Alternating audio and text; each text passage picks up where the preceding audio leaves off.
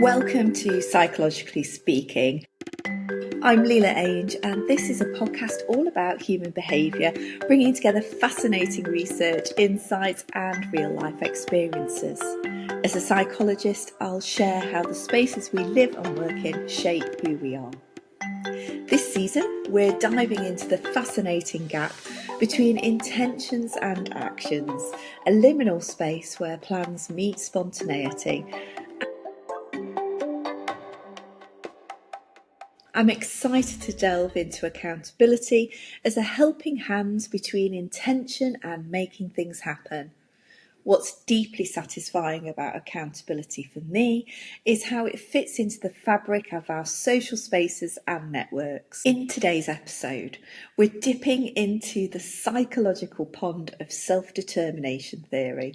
I'll be sharing my own experience of goal setting, which unfolded over several months and resulted in one of my greatest experiences and achievements.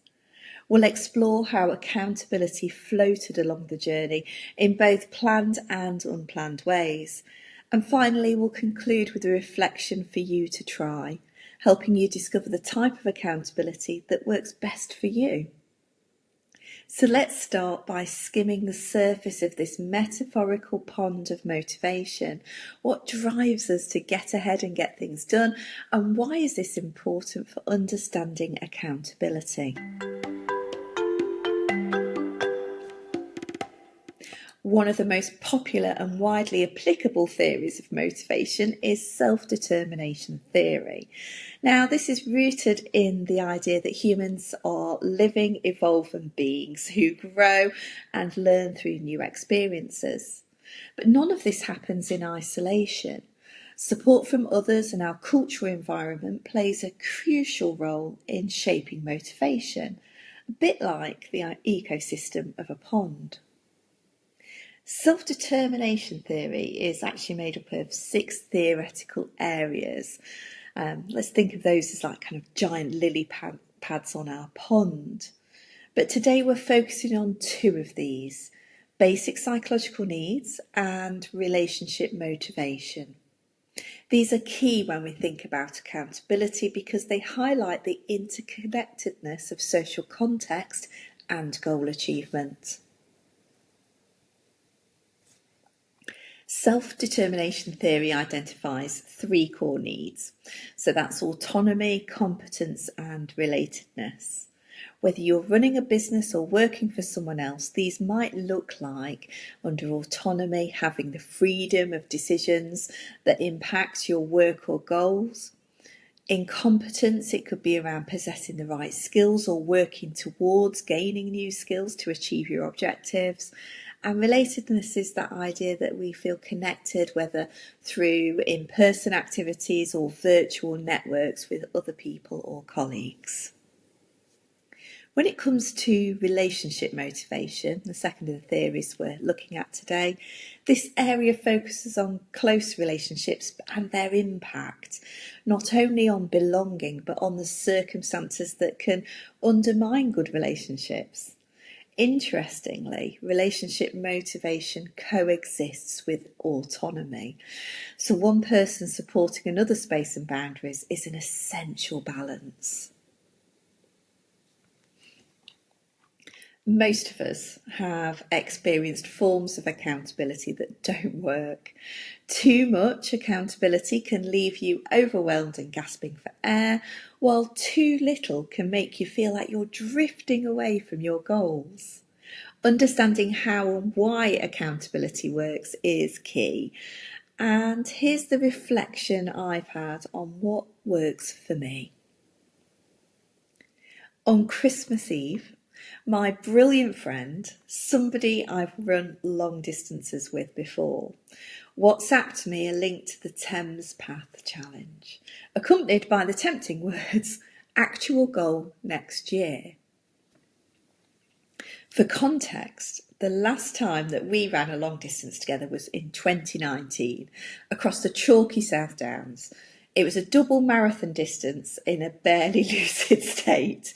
Fun, lots of laughs despite all the blisters. Since then, I've barely managed to run 5k consistently each week. But giddy with Christmas spirit, Santa does love a sherry in our house, I replied, "Can I do it with you?" And followed by, "We're doing the 100k, right?"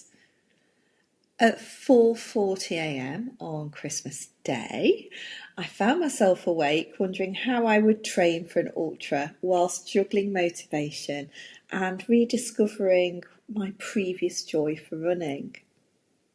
I started analysing the evidence from my previous efforts, and in 2024 my average monthly mileage was a paltry 8 miles thanks to a back injury.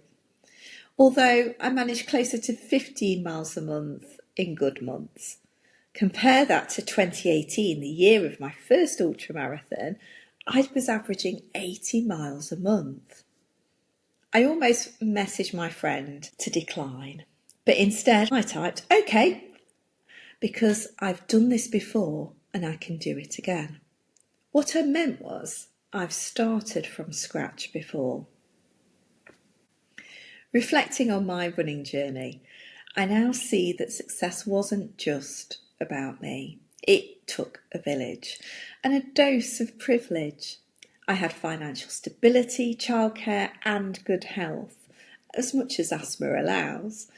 And I also had an abundance of supportive relationships. If I go back, in September 2017, the same friend challenged me to run 30 miles in 30 days to support her London Marathon fundraising. Sharing sweaty post-run selfies and tagging her on WhatsApp kept me accountable. Her expertise in long-distance running, the fact that she'd done one before and I hadn't, and her enthusiasm met my psychological need for legitimacy. This small, achievable goal snowballed. I became more consistent and eventually ran my first ultra that following June. Without realising it, the short-term target of the 30 miles in 30 days set a performance monitoring environment, and my friend and I naturally used social presence, Instagram, WhatsApp, Facebook, to strengthen and facilitate that bond. We've probably physically run together fewer than 20 times, but virtually we were running companions. We'd post a video to each other before our morning runs, then check in again after our runs. Accountability came not just from my friend, but from other sources too. I ran with my dog, I joined parkrun, I participated in virtual running communities, notably Twitter, and my husband supported me emotionally. When I say that, I cried to my husband when my legs ached. He'd run a cold bath. I've not missed those at all. I moaned when my long runs felt like they'd never end, when I got drenched or fell over in the ice, many times I might add. He cheered me when I finished last in the local 20-mile run, possibly one of the toughest runs I'd done mentally, because I knew I would finish last. And at that point in time, it was definitely a race against me and my mindset. Training for a spring marathon, followed by a summer ultra, is such an unglamorous affair. You've got rain, snow, vertical rain, hail, mud, and mini heat waves. No run is ever the same. My husband would pick me up miles from the house. He probably rolled his eyes when I decided to run commute down an isolated lane to a train station to get extra miles in, but he accepted my need to do long running and my need to do this extraordinary thing around work and a toddler. Under self-determination and the mini theory of relationship motivation, this need for autonomy in close relationships looks like one person supporting another person's space and boundaries. All of these things are important contextually when thinking about goal achievement and accountability.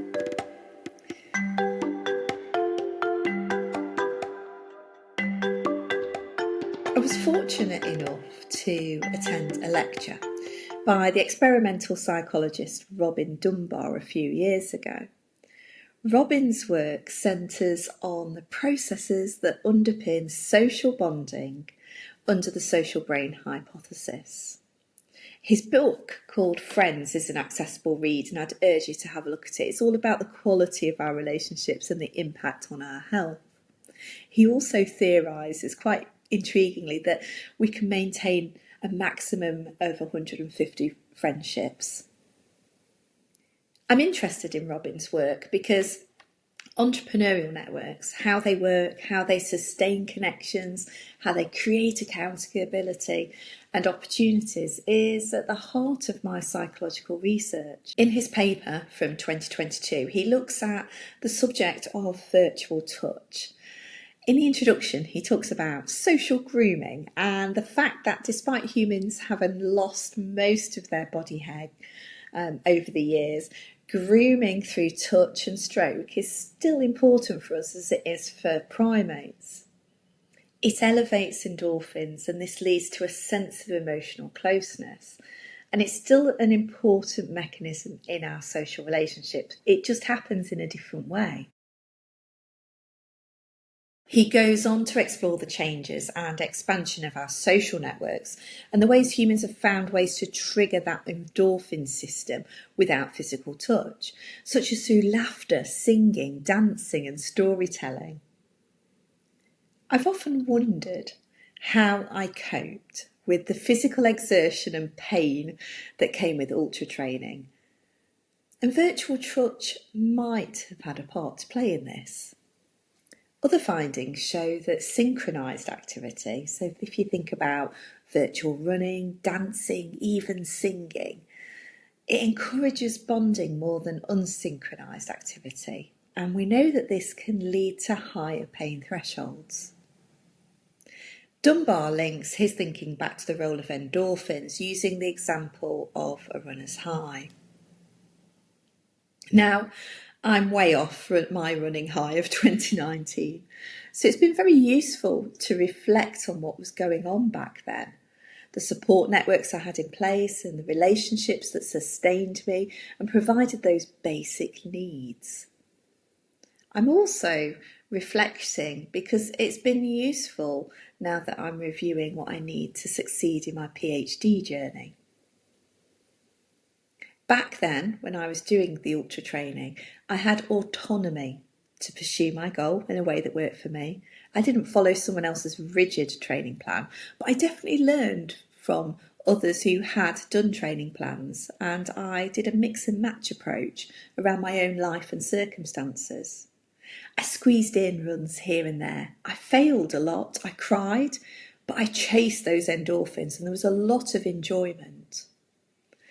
I developed new competence. I vividly remember one run where everything clicked, and when I got home I had kept to a consistent pace for every mile I'd run. This took months and months of practice, and it wasn't even a visible or gradual process.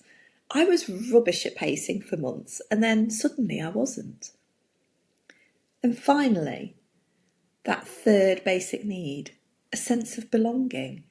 I felt like a runner at every step of the journey, even when I came last. Because there's something very wonderful about the running community, or at least the people I hung around with virtually, in that you were just accepted for putting one foot in front of the other. Let's return to that metaphorical pond of motivation. Each of us exists in our own unique ecosystem, surrounded by the lily pads of basic needs, relationship motivation, and the countless social connections that ripple outward. Like the surface tension of water, accountability is a bit like the invisible force holding everything together. It keeps us buoyant, it helps us to navigate and provides structure we need to move forward. So now it's your turn to reflect. Who is your accountability pond? Who are the frogs on your lily pad? Are they friends, mentors, or community helping you float? And how are you contributing to their ecosystems in return? Psychologically speaking, I suspect that when you look back at some of your biggest achievements and successes, you will find some of these accountability cues. Perhaps there was social presence, clear expectations, a bit of performance monitoring, legitimacy and bonds of friendship. I think these are all of the ingredients that you need. By reflecting on those questions, you can begin to see the ways in which your accountability team strengthens your growth. And whether you're reaching for your goals, developing your business, running a marathon, or simply finding joy in the process of doing what you love, I hope that you are able to take something from reflecting on how accountability shows up for you. Thanks for listening. If you enjoyed this episode, please rate, review and share it. And if you're looking for one-on-one coaching to build accountability, I have 3 slots available. Do get in touch. P.S.